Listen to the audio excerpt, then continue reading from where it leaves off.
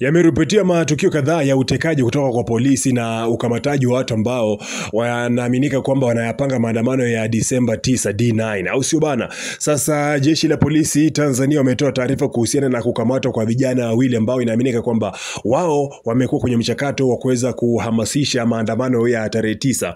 Sasa polisi bana wameweza kutoa taarifa kwa umma kupitia barua ambayo ilisomeka kwamba taarifa kwa umma kukamatwa kwa watuhumiwa wawili. Sasa wakasema kwamba jeshi la polisi mkoa wa Arusha linapenda kutoa ufafanuzi juu ya picha mjongeo zinazoonekana katika baadhi ya mitandao ya kijamii zikieleza kuwa kuna vijana wawili wametekwa jijini Arusha. Taarifa sahihi ni kwamba kwa nyakati mbili tofauti tuliwakamata na tunaendelea kuwahoji vijana ambao ni Edwin Richard Mboro, mkazi wa Sanawari jijini Arusha, na Victor Bonaventure Ndibalema, mkazi wa Kijenge, kwa tuhuma za kuongoza kundi sogozi la kueneza chuki kwa jamii na kuhamasisha vurugu nchini wakishirikiana na wahalifu wengine.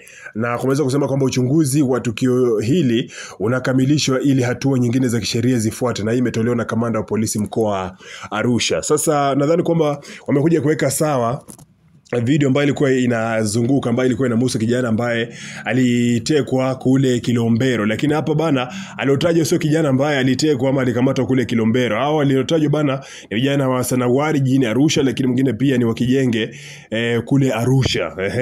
Sasa wanasema kwamba hao ni vijana ambao wameweza kudhibitisha kwamba hao ndio wamewashikilia, kwa maana kwamba jeshi la polisi ndio wamewashika na wamekamata, na sababu ya wao kukamata ni kwamba walikuwa wanahamasisha makundi ya vijana kwenda kufanya maandamano. Sasa maandamano of course ya Mo 29 yalishapita, au sio bana?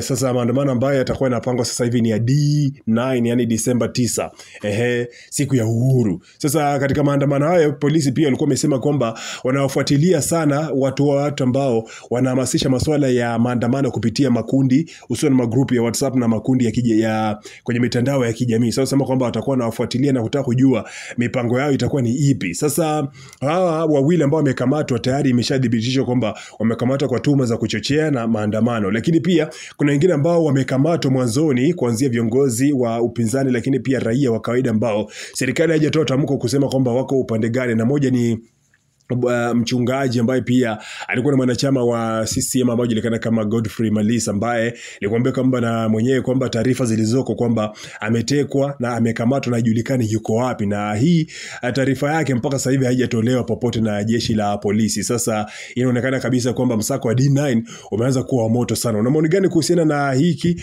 Unaweza ka drop kwenye uwanja wa comment ukanipa maoni yako.